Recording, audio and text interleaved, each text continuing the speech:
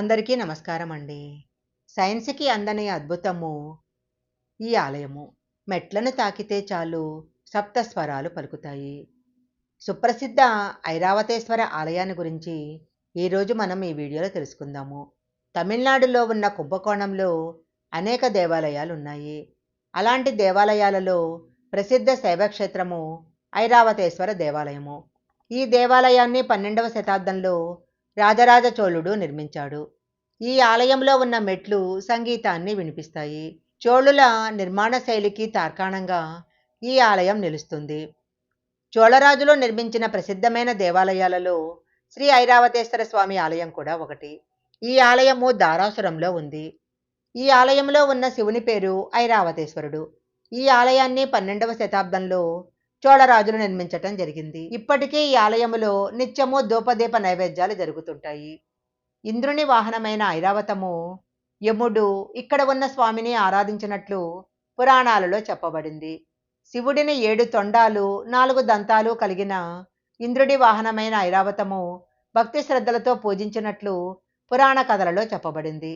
యమధర్మరాజుకు ఒక యోగి ఇచ్చిన శాపంతో శరీరమంతా మంటపుడుతున్నట్లు ఇబ్బంది పడుతుంటాడు. అప్పుడు ఈ ఆలయంలో ఉన్న పవిత్రమైన కోనేరులో మునిగి శాప విమోచనం పొందినట్లు భక్తులు నమ్ముతుంటారు. అందుకే ఇక్కడ ఉన్న పుష్కరిణికి యమతీర్థం అనే పేరు వచ్చింది. ఐరావతము దుర్వాస మహాముని కోపానికి గురై శాపంతో తెలుపు రంగును కోల్పోతుంది. అప్పుడు ఈ ఆలయంలోని శివుడిని ఆరాధించి ఇక్కడ ఉన్న కోనేరులో స్నానం చేయగా పూర్వపు రంగైన తెలుపు రంగును పొందినట్లు పురాణాల్లో చెప్పబడింది. అందుకే అప్పటి నుంచి ఈ ఆలయాన్ని ఐరావతేశ్వర ఆలయం అని, ఆలయంలో ఉన్న శివుడిని ఐరావతేశ్వర స్వామి అని అంటారు.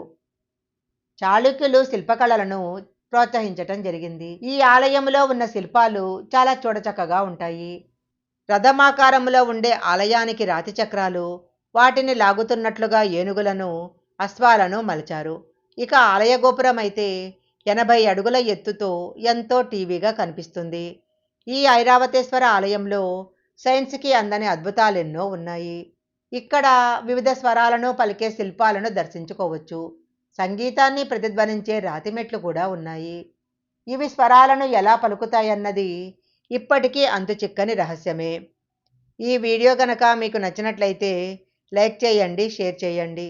ఇలాంటి మరిన్ని వీడియోల కోసం మా ఛానల్ సబ్స్క్రైబ్ చేసుకోండి. పక్కనే ఉన్న బెల్ ఐకాన్ని యాక్టివేషన్ చేసుకుంటే మేము పెట్టే వీడియోలన్నీ కూడా మీకు ముందుగానే నోటిఫికేషన్గా వస్తాయి.